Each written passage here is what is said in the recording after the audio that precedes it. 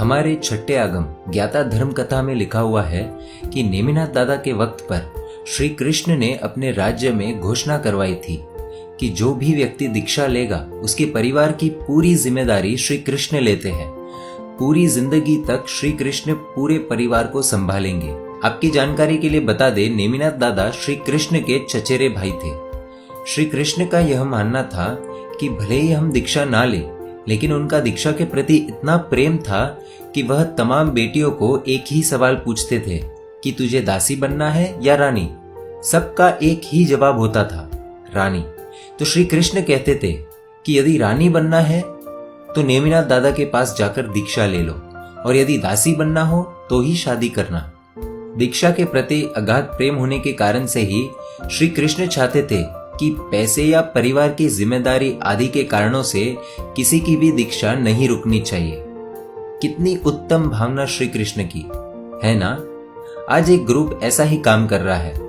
हालांकि श्री कृष्ण जितना काम करने की उनकी ताकत तो है ही नहीं, फिर भी अपनी भावना और शक्ति के अनुसार यह ग्रुप पिछले 4 साल से मेहनत कर रहा है।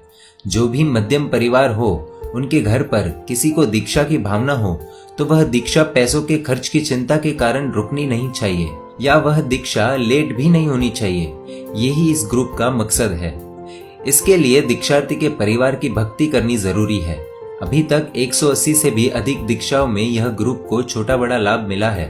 यह ग्रुप को जितनी कल्पना थी उससे बहुत ज्यादा दीक्षाएं आ रही है, इसीलिए जितना लाभ लेना जरूरी है उतना ले नहीं पा रहे हैं। यदि इस ग्रुप को सबका सपोर्ट मिले तो वो ऐसी हर एक दीक्षा अच्छे ढंग से करवा पाए, दीक्षार्थी के परिवार की शान भी बनी रहे, उनको कोई तकलीफ भी ना आए और दीक्षा में कोई कमी भी ना रहे।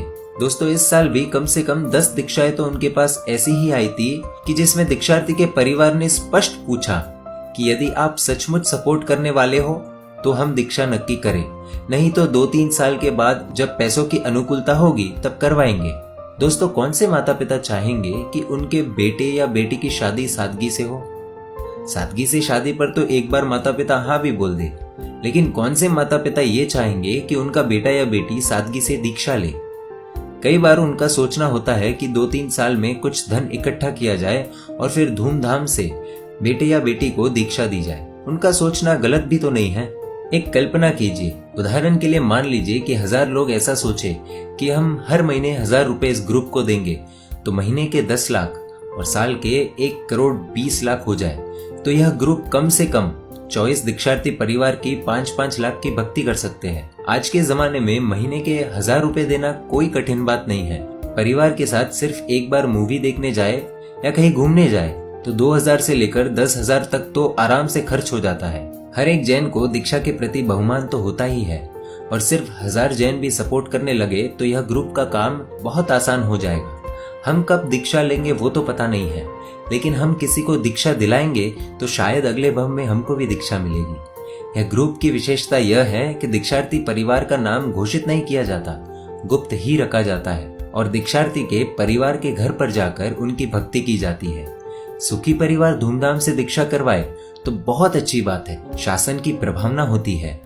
जैन संघ में तो ऐसे ऐसे दानवीर श्रावक बैठे हैं कि यदि वो चाहे तो वह अकेले ही साल की 1, 2, 5 या 10 दीक्षा करवा सकते हैं। सामान्य तौर पर एक दीक्षा का खर्च लगभग 5 लाख रुपए तक का माना जा सकता है। एक बात यह भी है कि यही ग्रुप दूसरा भी एक काम संभाल रहा है कि जो ऑलरेडी साधु साध्वी बन चुके हैं उनके संसारिक माता पिता को यदि अभी जीवन निर्वाह में प्रॉब्लम हो तो उनकी भी छोटी मोटी भक्ति करते हैं। यह काम की जिम्मेदारी उमरा जैन संघ सूरत ने उठाई है। लगभग ऐसे 200 से ऊपर परिवारों की यह संघ भक्ति करता है। साधु साध्वी के माता पिता तो कितने महान साधर्मिक हुए ना। ये रहे इस ग्रुप के कॉन्टैक्ट नंबर। हम यदि कुछ भी ना कर पाए तो कम से कम इन्हें एक फोन करके इनकी अनुमोदना तो कर ही सकते हैं।